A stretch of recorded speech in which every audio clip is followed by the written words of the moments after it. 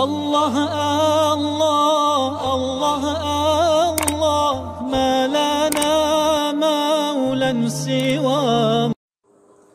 الحمد للہ رب العالمین والصلاة والسلام علی رسولہ الکریم وبعد.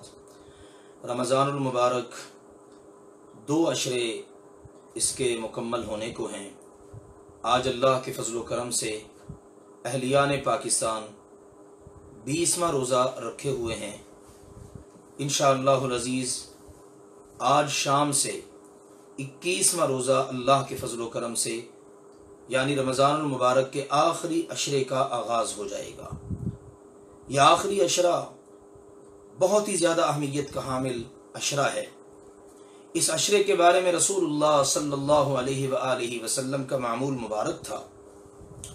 امی جان سیدہ عائشہ رضی اللہ تعالی عنہ بیان فرماتی ہیں کہ کان رسول اللہ صلی اللہ علیہ وسلم یجتہد فی العشر الاواخر ما لا یجتہد فی غیرہ. صحیح مسلم شریف میں حدیث موجود ہے کہ نبی اکرم صلی اللہ علیہ وآلہ وسلم رمضان المبارک کے آخری عشرے میں جس قدر محنت کرتے تھے اور کسی دن اتنی محنت نہ کیا کرتے تھے. یعنی دیگر ایام میں آپ اتنی محنت نہ فرماتے بلکہ اس آخری عشرے کے اندر آپ بہت زیادہ محنت فرماتے. اس قدر محنت فرماتے. امی جان فرماتی ہیں کان رسول اللہ صلی اللہ علیہ وسلم اذا دخل العشر احیا اللیل وایقظ اہلا وجد وشد المئزر. کہ نبی اکرم صلی اللہ علیہ وآلہ وسلم آخری عشرے کے داخل ہوتے ہی اپنا معمول مبارک بدل لیتے. پھر کیا منظر بنتا؟ ساری ساری رات آپ جاگتے، اپنے گھر والوں کو بھی جگاتے اور خوب محنت کرتے اور کمر کس لیا کرتے تھے. یہ تھا ہمارے پیارے نبی اکرم صلی اللہ علیہ وآلہ وسلم کا آخری عشرے میں معمول مبارک. اور اس قدر اہتمام کرنے کی ضرورت کیا تھی؟ در حقیقت اس آخری عشرے میں اور بالخصوص اس کی طاق راتوں میں ہم نے اس رات کو تلاش کرنا ہے جو اکیلی ایک رات 1000 مہینوں سے بہتر ہے، جس کے بارے میں رب العالمین نے اپنے کلام پاک میں 2 مقامات پر بڑی وضاحت کے ساتھ فرما دیا.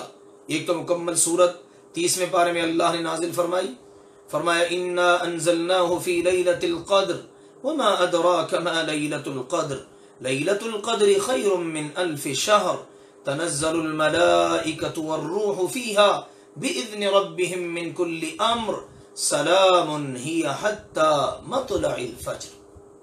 بے شک ہم نے اس قرآن کو لیلۃ القدر میں اتارا ہے اور تمہیں کیا معلوم کہ وہ لیلۃ القدر کیا ہے؟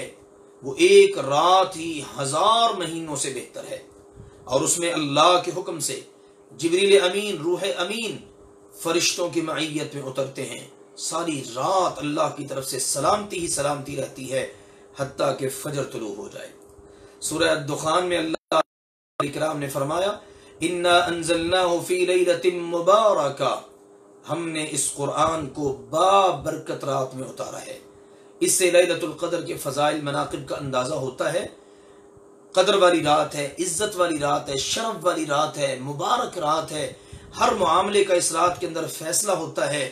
اللہ ذوالجلال والاکرام کے فرشتے اترتے ہیں. ساری رات سلامتی ہی سلامتی ہوتی ہے، خیر و برکات کا نزول ہوتا ہے. 1000 مہینوں سے بہتر یہ رات ہے.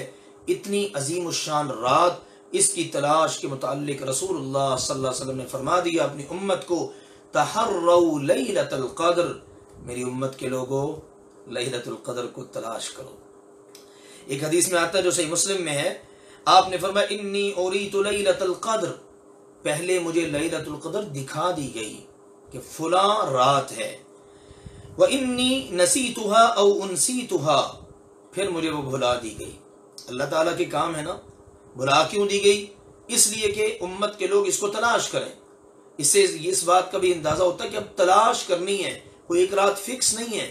ہمارے ہاں بہت سارے مسلمان یہ سمجھتے ہیں وہ 27ویں رات ہی لیلۃ القدر ہے. نہیں جناب، یہ بدل بدل کے آتی ہے. کبھی 21ویں رات، کبھی 23ویں رات، کبھی 25ویں، کبھی 27ویں اور کبھی 29ویں. تو بدل بدل کے یہ رات آتی ہے. اس لیے فرمایا فَالْتَمِسُوهَا فی العشر الاواخر من کل وتر، آخری عشرے کی جو طاق راتیں ہیں نا، 5 راتیں، ان میں اب تم اس کو تلاش کرو، اب تمہیں اس کو تلاش کرنا ہوگا۔ اور جو تلاش کر لے، سبحان اللہ، اس کے بارے میں بڑی خوبصورت حدیث ہے۔ نبی اکرم صلی اللہ علیہ وسلم نے فرمایا من قام لیلۃ القدر ایمانا واحتسابا غفر له ما تقدم من ذنبه، جو لیلۃ القدر کو پالے، اب اس کے اندر وہ قیام کرے ایمان کی حالت میں، اللہ سے ثواب کی امید پر، تو اللہ ذوالجلال والاکرام اس کی زندگی کے گزشتہ گناہوں کو معاف فرما دے گا۔ سبحان اللہ، یہ وہ عظیم الشان رات ہے۔ آج سے پاکستان کے اندر اللہ کے فضل و کرم سے 21ویں رات شروع ہونے والی ہے۔ اعتکاف کرنے والے وہ اپنے ارادے رکھتے ہیں، اللہ تعالیٰ سب کو اجر و ثواب عطا فرمائے۔ اگلی بات یہ بھی یاد رکھیے، ہماری امی جان سیدہ عائشہ رضی اللہ عنہا نے پوچھا تھا اللہ کے نبی جی اگر وہ رات مجھے مل جائے تو مجھے بتائیے میں اس رات میں کیا پڑھوں؟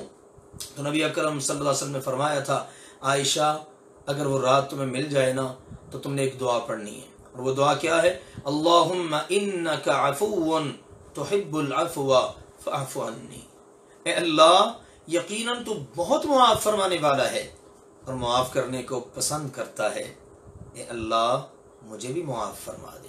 سبحان اللہ، یہ لیلۃ القدر میں پڑھی جانے والی دعا ہے۔ گویا کہ ہم نے 21ویں رات سے اس کو شروع کرنا ہے، ہر رات پڑھنے کا اہتمام کریں۔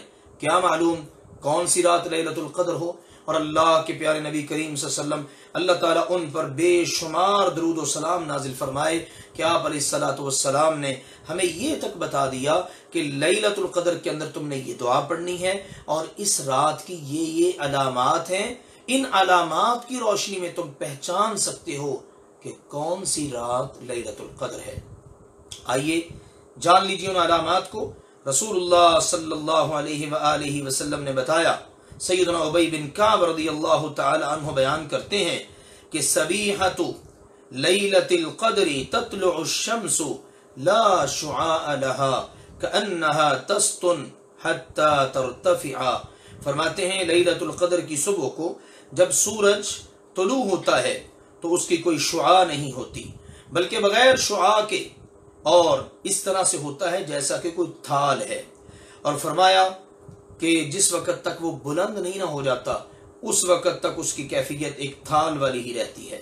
تو رسول اللہ صلی اللہ علیہ وآلہ وسلم نے یہ علامت مبارک رات کی ذکر کر دی ہے کہ لیلۃ القدر کے اندر اللہ ذوالجلال والاکرام کی طرف سے یہ علامت پائی جاتی ہے، یعنی یہ علامت صبح کے وقت ظہور پذیر ہوگی، اگلے دن صبح کے وقت، ٹھیک ہے نا۔ رات ساری آپ نے محنت کرنی ہے، مقصود ہی یہ ہے، یہ تو نہیں نا کہ رات میں علامت کا پتہ چل جائے، بعض علامتیں ہیں رات کی بھی، ابھی میں ان کو ذکر کرتا ہوں انشاءاللہ تعالی، لیکن یہ علامت صبح ظہور پذیر ہوگی، صبح جب سورج طلوع ہوگا اس کی کوئی شعاع نہیں، اس طرح سے ہوگا کہ جیسے ایک تھال ہوتا ہے جب تک وہ پوری طرح بلند نہ ہو جائے۔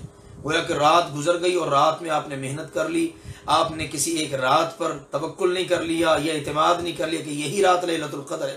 ہاں دیگر علامات بھی رسول اللہ صلی اللہ علیہ وآلہ وسلم نے بتا دی ہیں۔ اللہ کے نبی اکرم صلی اللہ علیہ وسلم نے جو دیگر علامات بتائیں وہ یہ ہے کہ وہ رات لیلۃ القدر لیلۃ سمحۃ طلقۃ لا حارۃ ولا باردۃ تصبح الشمس صبیحتها ضعیفۃ حمراء، فرمایا شب قدر بڑی پرسکون اور معتدل رات ہوتی ہے۔ ایک علامت تو ہے جب صبح سورج طلوع ہوگا، وہ والی جو پچھلی حدیث میں ذکر ہوئی ابھی۔ اب دوسری علامات غور کیجئے، رات بڑی پرسکون معتدل، فرمایا جس میں نہ گرمی ہوتی ہے نہ سردی، بلکہ ایک قسم کا بہار کا موسم اس میں ہوتا ہے، سبحان اللہ۔ اس کی صبح جب سورج طلوع ہوتا ہے تو اس طرح ہوتا ہے کہ اس کی سرخی مدھم ہو جاتی ہے، شعاعیں تیز نہیں ہوتی بلکہ سرخی مدھم ہوتی ہے، اور اس سے اندازہ ہو سکتا ہے کہ رات جو گزر گئی ہے یہ لیلۃ القدر ہے۔ سیدنا ابو ہریرہ رضی اللہ تعالیٰ بیان کرتے ہیں کہ ہم نے رسول اللہ صلی اللہ علیہ وآلہ وسلم کے پاس لیلۃ القدر کا ذکر کیا تو آپ علیہ الصلوۃ والسلام نے فرمایا ایکم یذکر حین طلع القمر وہو مثل شق جفنۃ، تم میں سے کون اسے یاد رکھتا ہے، تم میں سے کس کس کو یہ لیلۃ القدر یاد ہے، اس رات جب چاند نکلتا ہے تو ایسے ہوتا ہے جیسے بڑے تھال کا کنارہ ہو۔ یہ رات کے وقت کی بعض علامات ہیں کہ رات بڑی پرسکون معتدل ہوگی، نہ گرمی ہوگی اس میں نہ سردی ہوگی۔ رات کے وقت چاند نکلتا ہے تو وہ بڑے تھال کے کنارے کی طرح ہوگا، اور صبح کے وقت جب سورج نکلے گا تو پھر اس کی شعائیں تیز نہیں ہوں گی بلکہ مدھم ہوں گی، اور اس طرح نکلے گا جیسے ایک تھال کی صورت میں ہوتا ہے۔ تو یہ ہیں وہ بعض علامات۔ تو آئیے، آخری اشرہ شروع ہونے کو ہے۔ دنیا کے اندر بعض ممالک میں آخری اشرہ شروع ہو چکا ہے۔